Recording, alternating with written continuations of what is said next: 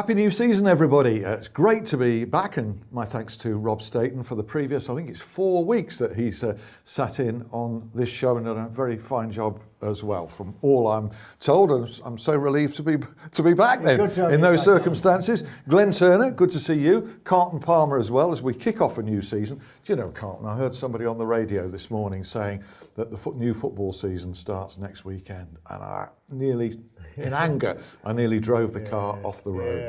You know? Yeah.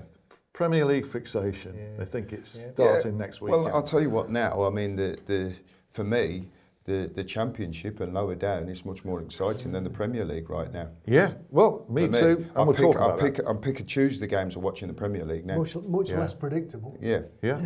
Well, the Football League started at the weekend, and we'll review that, particularly the Championship games.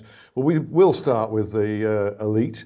Wembley, the Community Shield game. Arsenal won, Chelsea won. Obviously, it was decided on penalties, the new ABBA system. Are you a fan of that? Like, one team takes the first one, as in Chelsea took it, and then Arsenal take two. What do you think about it? Listen, and it goes. I'm not either way about it. I'm not a fan of penalties to decide a game anyhow. To be honest with you. Okay, but it's caused a bit of debate. The main debate was over the sending off, which changed the game. Pedro of Chelsea gets sent off. Dangerous challenge. Was it dangerous? Yeah. It's no debate. It's a sending off. It's a crazy challenge. He doesn't need to make the challenge.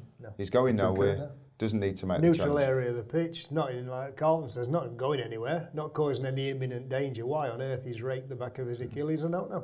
And good spot, Bobby Madley. Well done. Antonio Conte sort of grumbled about it, but he's going to, isn't he? He's going to. Well, why does he have to? Is he more disappointed he got spotted? Possibly. But can't managers sort of say, yeah, fair cop? Why can't they do that, Carl? Well, I think you've been away too long now.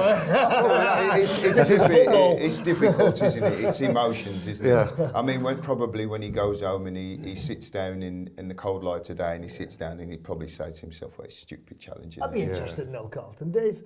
I don't know if this ever happened to you, but did outwardly a manager ever support you in the press, but inwardly did he call you in and go, "Hey, don't do that again. That's stupid"?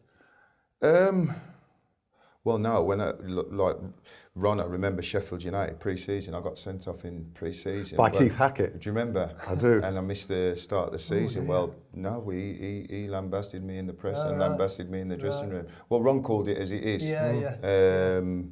He was upset with Keith as well, Keith Hackett, for sending off in a friendly. Yeah, he spoke to Keith before, and he said to Keith, right, that if there's any problems, let me know, and I'll drag any.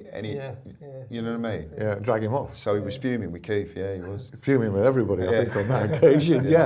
So also, so Bobby Madley came out well. Yeah, he did well. Feisty game for a Community Shield. That, although the one I did was quite a feisty affair as well. They're not always these timid little pre-season knockabouts. Well, it means a lot, doesn't it, for the club? And also, well done, Bobby, because he's setting the refereeing standard for the season.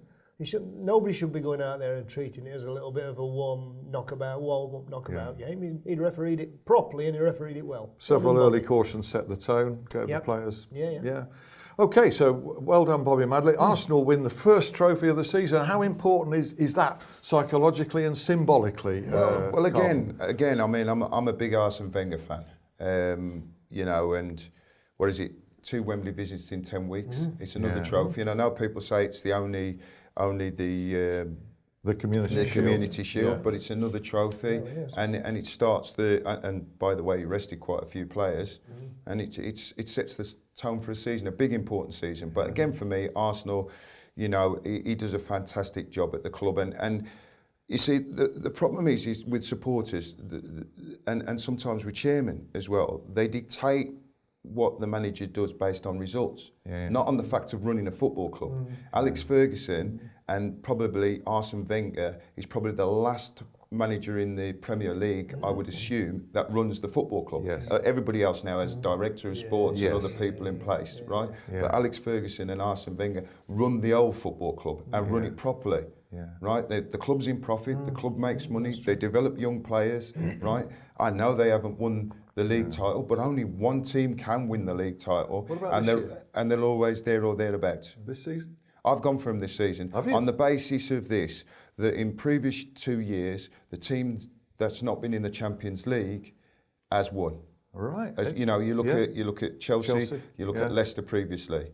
So if they can get off to a good start this season, Arsenal, I think they'll be the team to beat. I really do. There's a man who never sits on the fence. That's great. Carlton with an early tip for who's going to win the Premier League title. Later in the show, we'll review the Youdan Trophy, exciting youth competition which you were heavily involved in, Glenn.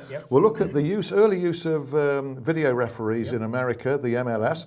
But several instances, and also one in Holland where major controversy. But let's go to the Championship, the first weekend of the EFL season, full programme, no raging controversies. I noted that of the full 12 games, there were only 28 yellow cards. That's an average of only just over 2 per game. Now, is that, players behaving or referees managing? I think it's a bit of both. I'd like to think so. I like to think message from previous seasons has got through to the players. And the message from previous seasons has got through to the referees. When you pull out a card, be it red or yellow, what you're saying to the player is, I can't deal with you anymore. I've tried to deal with you, I've tried to talk to you, I've tried to work with you, and you're just not getting it, you're not working back with me. So this is all I've got left. Pulling a card should be the last resort. And so if we're averaging 28 over 12 games, that's showing me that the referees are managing situations more and managing them better. Not really, no. Do you not? I think in years gone by, I agreed with that, but now referees referee to the letter of the law. Okay, that's interesting. So credit to the players for staying within it. I think managers are going to the players now. Is like, right, listen. Suspensions now 2 or 3 a season. If we're missing you, it's going to be costly. So I think players are learning to control it some more, and managers are telling players, well, listen, at the end of the day, referee doesn't change his decision. No. I think I would agree on an individual basis with a handful of referees with that comment that it's not necessarily the referee managing situations better, but it is for me now only a handful of referees left. Right. I think by and large, by far the majority of referees are handling situations better. They are talking to players. Still work to be done. We can still get that average lower still, I think. But I think the referees have got the message. But years gone by, like now, you see a first challenge in a game, and the referee, like say if it was Keith would come up to me and say, "Hey Carlton, that's your challenge." But now, letter of the law, because they know straight after the game they're going to be assessed, the referee. And it's going to be shown from 36 camera angles as well. And it makes it really difficult, because if you're a central midfield player, and the boy Coughlin's going to have a problem with this at Arsenal, gets himself booked, he's a very good player, but gets himself booked early on in the game all the time because he makes that first challenge, and it becomes a problem. Whereas with Keith and referees from that era, they would come up to you and say, right, listen, that's your one. I also think it will be an interesting That's stat. coming back though, isn't it? For what you're suggesting, that communication perhaps is... From what I'm seeing and hearing as well, but also an interesting stat would be the same breakdown next week when we've had the opening weekend of Premier League fixtures. All very interesting. Thanks very much indeed. We'll see how that all pans out. I mentioned the yellow cards. There was one red card in the Championship, pretty straightforward one. That was in QPR's 2-0 victory over Reading, led to a penalty. Tiago Ilori of Reading was sent off by Scott Duncan. Now, people are confused about this. So it's in the area. It concedes a penalty. There are certain offences, and that can still be punishable by a red card, and that's one of them. Well done, Scott Duncan. Big game, opening game of the season. And when we talk about players hitting the ground running, Scott Duncan's hit the ground running. Not always easy, because just like the players, the referee, the match officials, the assistants, we all need to settle down as well. And it would have been easy for Scott Duncan not to have remembered that one is still a red card offence. There's a double whammy as well, because it's grappling in the area and it gets spotted, a red card and a penalty. So that's what you want to see. It's crazy for me. It's just crazy defending. You've given away a penalty, right?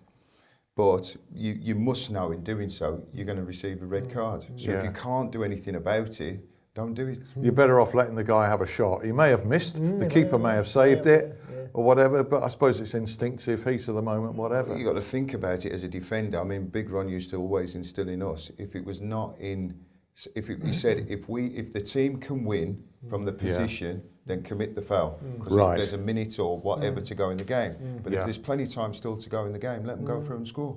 Okay. Put your hand up, you've made a mistake. A couple of mistakes that you spotted and just isolating. Burton 0, Cardiff 1, Jeff Eltringham. You felt should have been a penalty to Yep, yes. Cardiff in that, Yes, in that yeah, game? yeah. Neil Warnock wouldn't Yep, have been. Well, no. Warnock won. He's not going to talk too much about it. And Wolves 1, Middlesbrough 0, Darren Bond. Yeah. Do you think a Should have penalty? had a penalty for that one. Yeah. This is Wolves? Yeah, yeah. But they won. Yeah, they won as well. Yeah. That's why we haven't heard too much about There's it. Norwich as well down at Fulham as well. Norwich at Yeah. Fulham. Sorry, I think that was the one I meant. Yeah, It Norwich wasn't at the Fulham. Wolves. Yeah. Okay, so we make mistakes on this show as well. So what's new? This first one of the season, but overall referees did well. Yeah, they did well. And Yeah. talked about it before. We'll say it again. By and large, they've all hit the ground running. Well Okay, done. Yeah, and good, you are good the ref. opening weekend. If that keeps going, you are the ref. Will continue to say it. Absolutely. Yeah. It's good to be able to say, "Well done, lads." All right. Good. Hey, by the way, I didn't notice your name on it. There's been a new panel announced to judge cheating, No, you won't right? see mine. Diving. There's 13 ex-players, managers and officials selected for it. We'll talk about that in part 2. See you then.